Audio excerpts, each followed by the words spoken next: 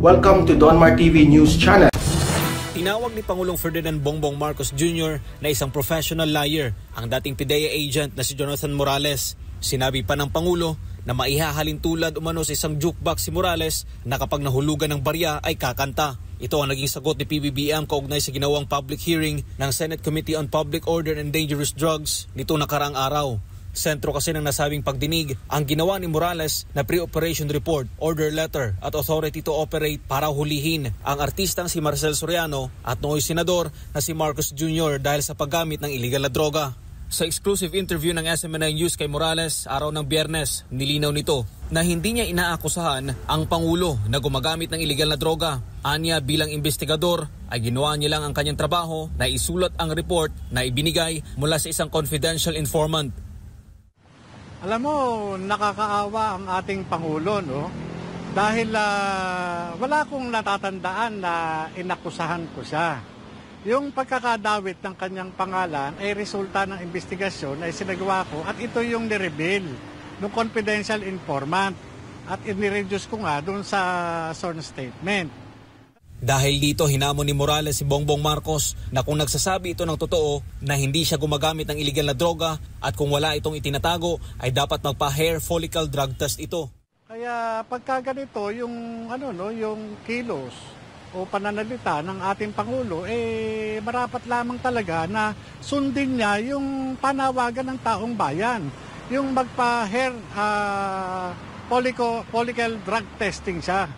Kaya kung meron man sa kanila, ang may dapat patunayan, yun ay si BBM at hindi si Morales. Yung confidential informant, ang may personal knowledge, yun ang nakakita sa kanya, hindi ako. Kaya walang dahilan para sabihan ako na nagsisinungaling. Ngayon, ang burden of proof nasa kanya, magpa-drug test siya para patunayan niya sa taong bayan na hindi siya nasa impluwensya ng ipinagbabawal na gamot. Tungkol naman sa tanong kung sino ang tunay na sinungaling, ito ang sinabi ni ex-PIDEA agent Morales. Alam mo, lumalabas na bumabalik sa kanya yung sinasabi niya Dahil ang dami niyang nabudol, marami siyang pangako na hindi natupad. Kung meron tayong na tatawaging sinungaling, ito yung ating Pangulo. Talagang sinungaling siya sa taong bayan. Para sa Diyos at sa Pilipinas kung mahal Almar Forzuelo, SMNI News. Nandoon. So kung ano lang yung public, yun lang ang pwede kong pag-usapan. So mga kababayan, hindi pa ito tapos ang case, hindi pa ako nananalo. Okay? Nag-file pa lang kami ng anti-slap. Okay? Motion to strike. Ibig sabihin, para hindi na ito papaabutin sa trial. Okay? Hindi na papaabutin sa discovery. Kasi dun sa mga ebidensyang pinakita ko, parang ipinapaliwanag dun ng lawyer ko na hindi ito dapat pa umabot sa ganitong stage kasi ito ay panggigipit, panghaharas ni Marcos gamit si Aven. Kaya nga nilatag niya yung ibang mga ebidensya. Wala pa yung ebidensya ko doon lahat, hindi kumpleto. So I think yun lang, parang patikim pa lang ng lawyer ko. So nandoon, Rolex, may resibo, may conversation tungkol sa DPWH sa DSW, kumpleto yan. Kasi factual yun. Ang iba kong mga circumstantial evidence galing mismo sa kanya. Kung hindi nga lang na binura lahat yung Viber, okay? Yung mga messages, nandoon lahat yun. Nakita nyo, yung sa exhibit ko, ako wala akong binura. Ang dami kong ka-message ng mga tao. Wala akong binuburang message. Kaya record nyo ba ako? I-screenshot nyo? I don't give a damn. Why? Wala akong sasabihin doon na wala kayong makikita na gagamitin in the future na si Maharlika nanghingi ng pera, ng personal sa isang politiko, o nagnakaw, o ganito. Ako, humihingi ako ng tulong sa inyo para kay Jonathan Morales na inaapi din talaga. Okay? By the way, andito pala yung bagong ni Jonathan, ni ex-PIDEA agent. Yan po tama, Proton Mail. Ayan, gusto nyo siyang ma-message, gusto nyo siyang tulungan, please message ex-PIDEA agent Jojo Morales. Na yung bagong email niya. Yan na yung bago, yung isa wala. Tapos kung kayo naman ay mag-message sa akin, may puting ahas, dahil protected tayo ng shield law, dito, Maharlika Network at Proton Mail. So, ang mga puting ahas, hindi ko kayo ipapahamak. Okay? So, mga kababayan, ganyan ko na lang. Okay? So mga palangga, ano sa tingin nyo? Then Scorpion, slap, strategic laban ni Palangga for the people. Sige, what is your comment? Pag ikay kumampi sa demonyo, tiyak ikay masusunog. Good luck sa nagpagamit dahil sa pera, sabi ni Ambi Uy. Thank you, Palangga. Si Reyna Lorenz, thank you so much. Okay, Barda Kadahan forever. 60 days to go pa ba? Di ba dati nagka-countdown ng mga hitad na makukulong na si Maharlika? Yun ang hirap sa mga taong hindi ginagamit ang utak, bangag. Huwag kayong ngak-ngak na ngak-ngak. Di ba? Hindi porket nag-file na ng case ang siyang tao, panalo na kayo. Sabi ko nga, hindi ko nga na baka 1 million cases na ang ipinail sa akin. It's the same thing na atake ni Jinggoy Estrada kay Agent Morales na ang dami mong kaso. Hinaharap na niya yung kaso, di ba? Hindi pa nga siya convicted. Si Jinggoy nga convicted na. You see the pattern kung gaano ka walang hiya itong mga politikong ito. Gaano katarantado tong si Lisa na to. So, akala niya kasi, once na nag-utos siya o nakipag-connive siya dito sa mga taong ito to harass me, matatakot ako at hindi ako lalaban. Doon ka nagkakamali, Lisa Tanas.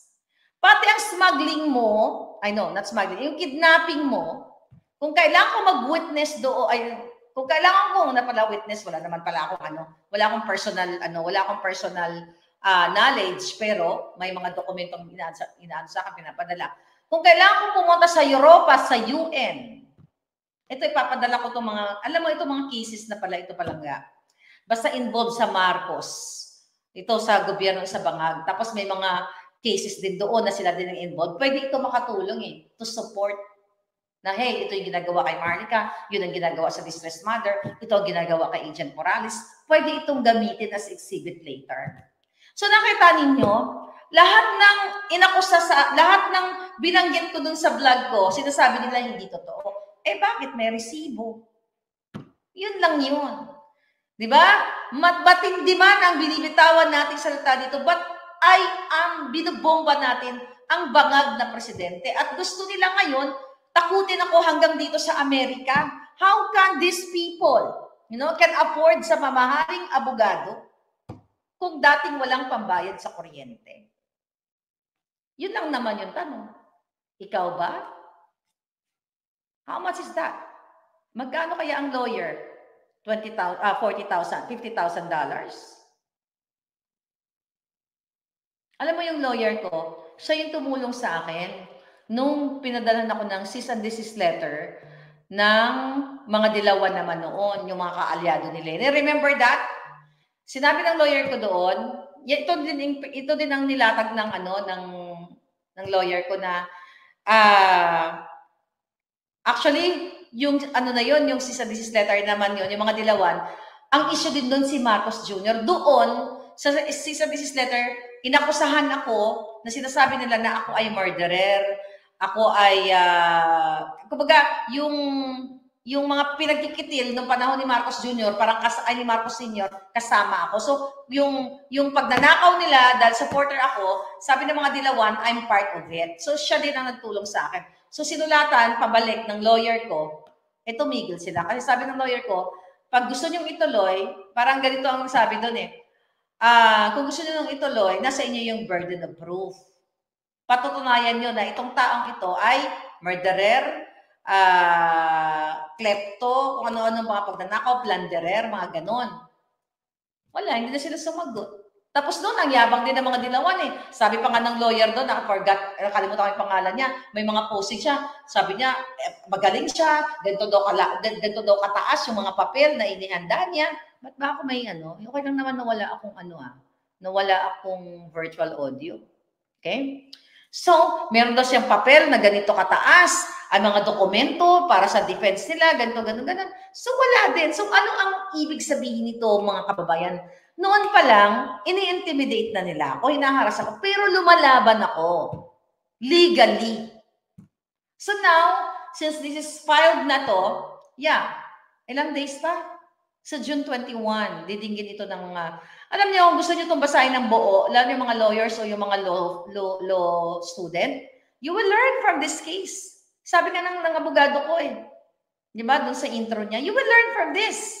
With all the evidence makikita mo, ito hindi hearsay.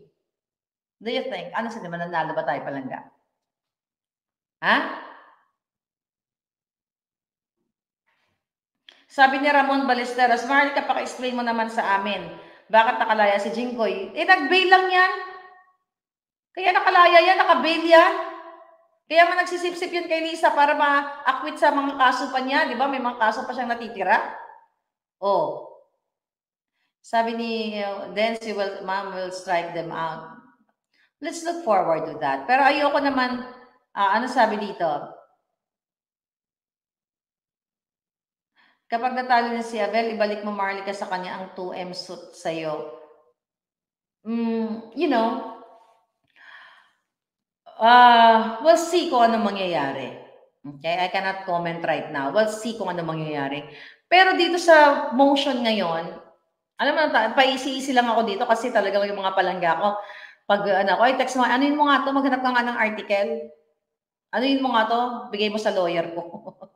So kaya tuloy-tuloy pa rin. Kasi ang gusto ni Liza Tanas at ni Bangag, matutok ako dito sa kaso na ito na dapat ma-depress ako, dapat ubusin ko yung oras ko, Pero hindi, maraming nagmamahal sa akin, andyan kayo. Ang daming nagtatranscribe. You know, yung pag-transcribe ng mga video, hindi ko kaya yun. So I have friends, okay, na, you know, nagtatranscribe sila ng bonggang-bongga sa akin. So yun ngayon ang, okay, yan ngayon ang maganda kasi nandyan kayo para tulungan ako, mga palangga. Okay, nandyan kayo, tinutulungan mo si J.A. Morales. So ito naman, nilalabanan ko ng bonggang-bongga with all your help. At tingnan natin sa exciting sa June 21. But I'll be interviewing my lawyer next week. Okay? Interviewin ko siya next week. So maybe sila, well, I'm not gonna say that. Okay. So yeah, interviewin ko siya, abangan nyo. At para mas maliwanagan pa kayo kung ano pa yung pwede niyang masabi sa inyo. Mary Victa Jama, we love you. We support you, Maharlika. Maynardo Domingo, maraming Filipino working in big news media. California could present your case involving the Marcos. Okay, ganito na lang, tulungan ninyo ako. Sa lahat ng mga nasa Amerika, okay, nasa Amerika, o kahit saan lugar, kung may kakilala kayong media, ibigay nyo ang link na ito. Okay? Google nyo lang, Maharlika anti-slap case o anti-slap motion. Maharlika anti-slap motion, lalabas yan, tapos i-forward ninyo. If they want to cover that, para mailagay lalo natin sa maraming mga article, itong bangag na gobyernong ito. Is message sa kanila, Filipino-Americans, kung may mga kilala kayo dyan sa Chicago, sa New York, just email it to them. Or send the link.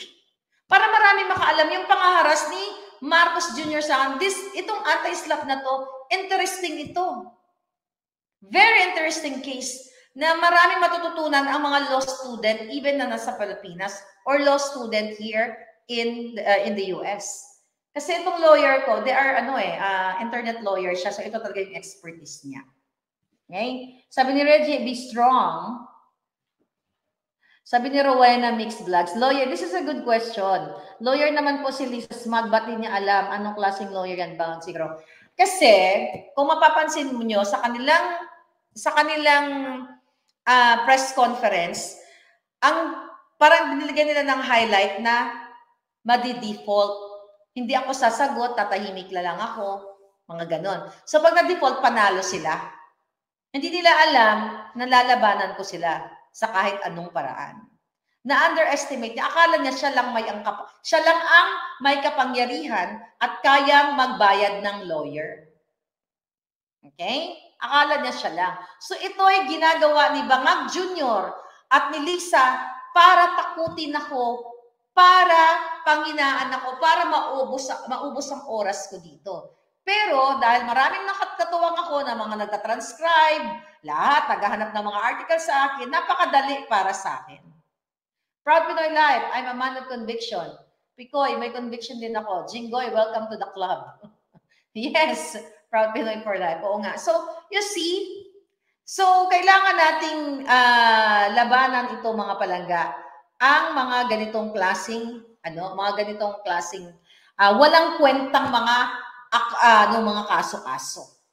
Mga walang kwenta. Kasi desperado na ngayon si Lisa. Nakarating nga sa akin, gagawa sila ng lahat ng mga fake news to destroy me.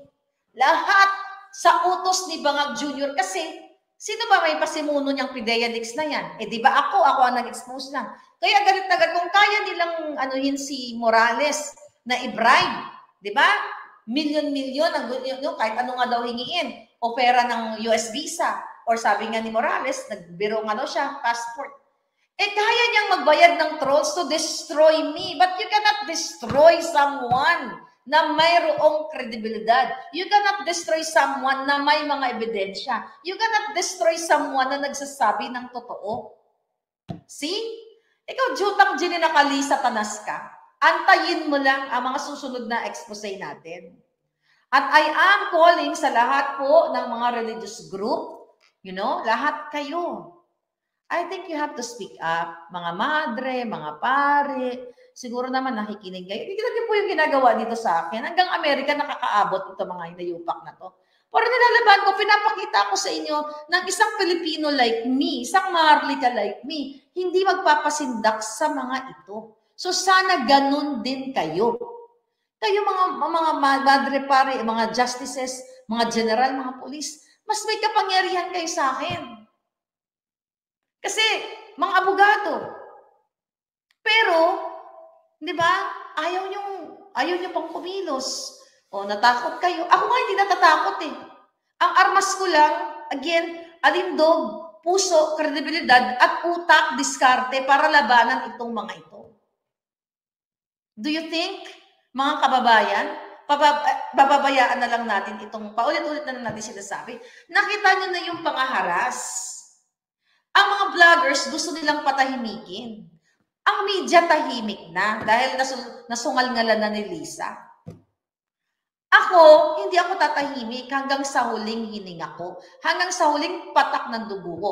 Kahit anong mga fabricated crime na itanim sa akin ni Lisa o kahit nandito, haharapin ko, but not in the Philippines. Kasi manggugurgur tong mga to.